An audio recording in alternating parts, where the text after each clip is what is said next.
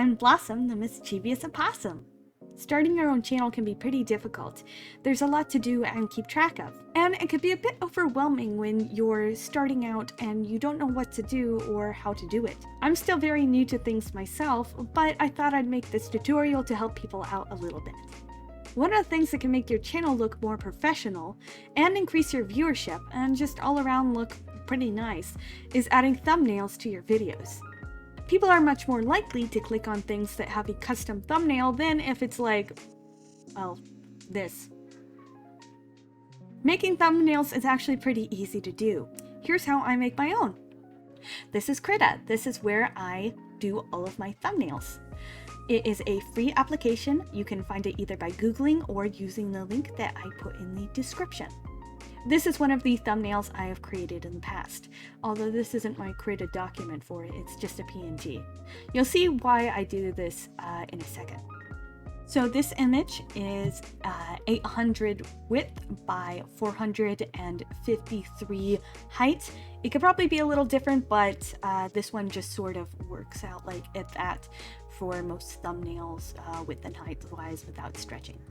To keep the thumbnails consistent, I normally just drag a existing thumbnail into the Krita application, so then it will have the same dimensions. I'm sure you could probably do your own dimensions, but this is the easiest way. I just kind of drag it, open Krita, and then drag it in here. It'll open that. Make sure to save it as something else and not to do save, but save as, otherwise you'll override your existing one. So I just make that invisible for now. So I'm actually going to be using multiple applications for this. I'm going to be using Krita, obviously, and also VRM Poser because it's a 3D doll poser. It lets you view your VRM models in a 3D space, post them, and then take pictures, which is very helpful for thumbnails. If you wanted, you can also probably use a real-life photo of yourself if you have used your face, or if you're a 2D VTuber, you can use other images. Sometimes in my thumbnails, I do use other images I have commissioned, with permission of course, and full credit in the description.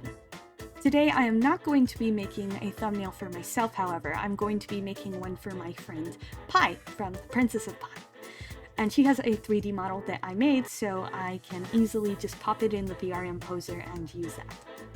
This is going to be a Minecraft thumbnail, so what I normally start as is actually Googling Minecraft, and I find an image that I like, that I think just looks nice in general and is high enough def. So let's go with something like this. So I'll just take an image like this and crop it into a small enough size to fit in here. And if it's not perfect, that's fine. I normally overlay just a little bit. It's fine there. It'll crop in perfectly. Next, I have a sort of idea for this. Honestly, I think the hardest part of making a thumbnail is coming up with ideas of what the thumbnail should look like. But here I have a Minecraft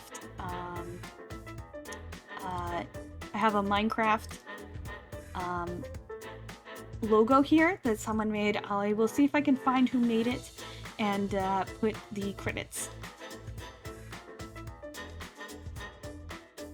I'm just going to put it up here on the top where it is plenty visible. Another thing is that as you're making these, you've got to remember that this is going to be very small, so your text should not be too small either. It should be plenty big so that people can make out what they're saying. So if I take this, you can actually zoom out in Krita and you can look at a thumbnail. So Minecraft is still perfectly visible right there if you're looking at it on a small screen. And as it gets smaller, obviously, you're not going to be able to see all of it, but you want to make sure that you can make out basically everything on it, just as you would if you were on a YouTube video or any other thumbnail size thing. So I just have a sort of idea for this. I would like a villager in here. I don't know what the top of this there, but there we go. I'd like a villager here, and I'm going to make him a little smaller there. But not too small. Like I said, it needs to be visible. And I'm actually going to have a diamond sword here as well. And I'm going to actually add in here an image of Pi. So she has a thing in her streams where she's like very aggressive towards villagers, so I thought it would be very cute to do that. So now I'm going to switch applications to show you how I do the VRM Poser in case you too have a VRM model. Here's the VRM doll poser. It is completely free. You can find it on Booth, and I will also try to put a link in the description so you can get it easily yourself. So even though it says PNG and JPEG, that's actually not what you want to put in.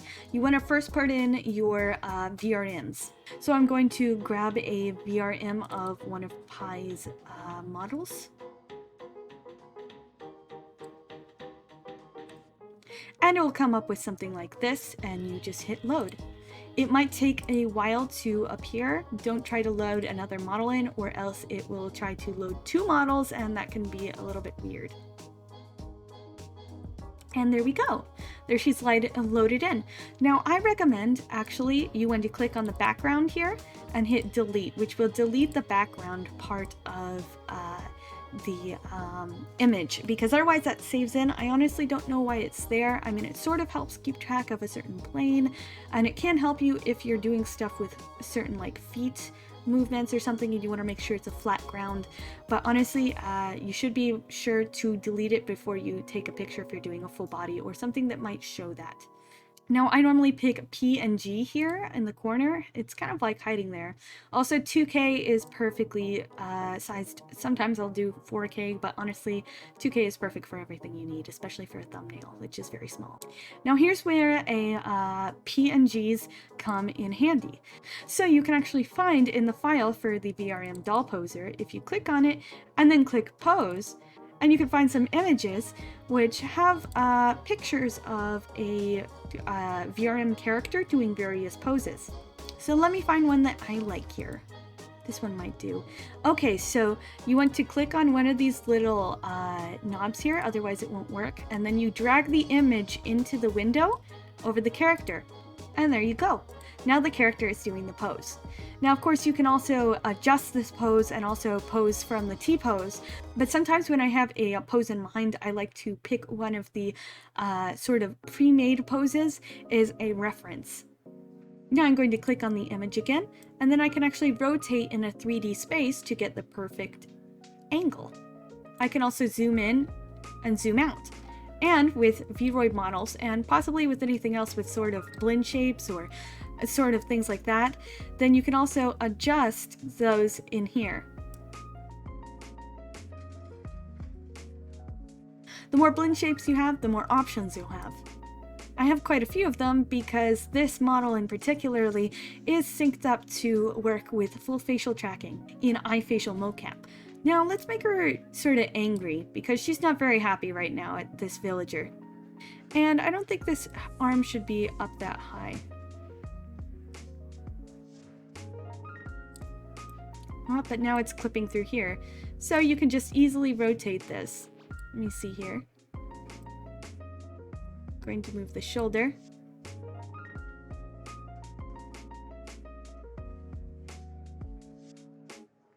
And I'll put it right up here. Try to get more of the body into the shot. And I think that that's good. And then I take a photo. The photo will appear within, it is in the folder with the VRM doll poser. You'll find it under photo.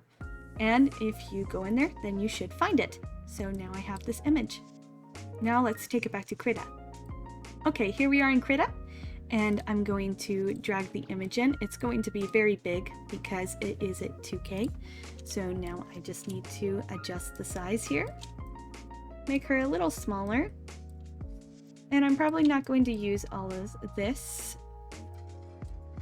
And I think I'll put her behind the Minecraft there. I might move it actually a little bit upwards.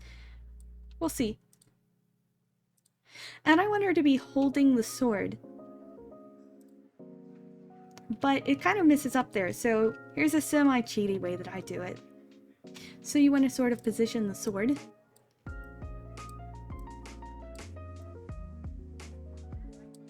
Like that, so you can sort of see. And then I'm going to sort of zoom in on her fingers here. And I'm going to use a lasso tool to messily cut out the fingers. It doesn't have to be perfect, especially because this is going to be a very small image.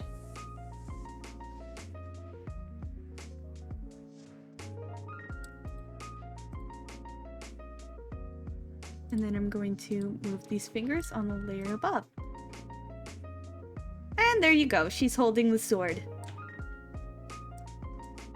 Now I'm just going to adjust a few things to make it a little bit nicer.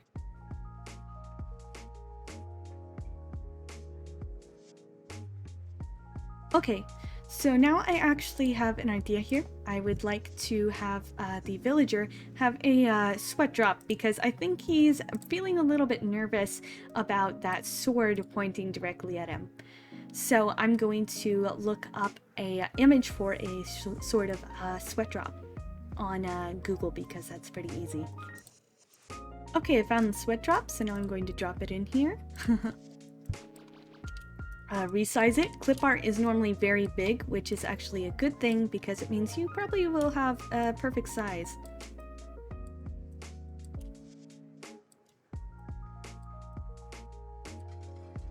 Maybe over here? Or maybe over here. And now I'm going to draw some worried eyebrows on him because I think he's a little bit scared here.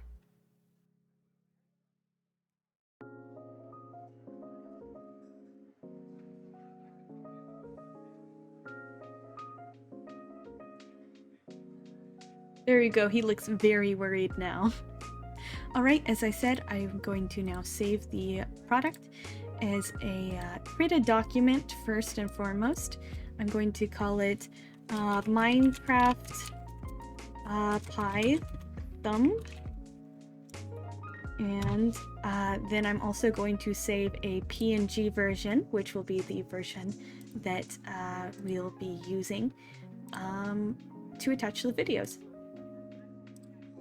And there we go. And that's how I make my thumbnails. Have fun making your own thumbnails, and thank you for watching. I stream on Twitch if you'd like to give me a follow, and I will see you next time. Bye-bye!